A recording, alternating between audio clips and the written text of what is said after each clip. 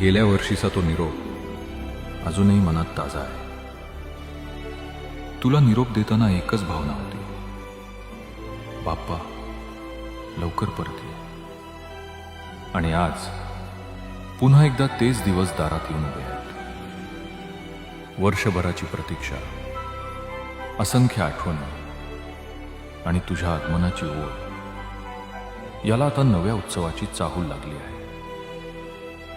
आजच्या या पवित्र पाठपूजनाने केवळ एका सोहळ्याची नाही, तर भक्ती, श्रद्धा आणि सेवाभावाने सजलेल्या उत्सवाची सुरुवात होत आहे. कारण आमच्यासाठी गणेशोत्सव म्हणजे फक्त उत्सव नाही, तो आमच्या भावनांचा, आमच्या परंपरेचा आणि तुझ्यावरील अखंड विश्वासाचा उत्सव आहे.